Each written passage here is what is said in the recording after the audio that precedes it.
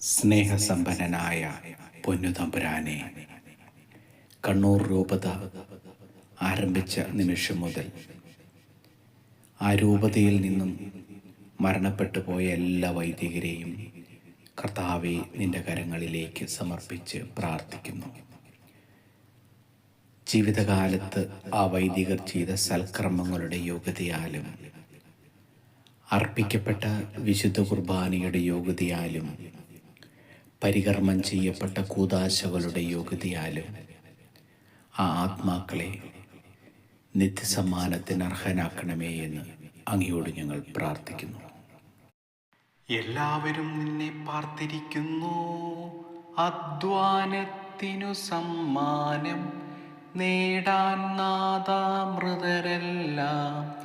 നിന്നുടെ യാഗമദിനവും കാത്തക്ഷമരായി കഴിയുന്നു.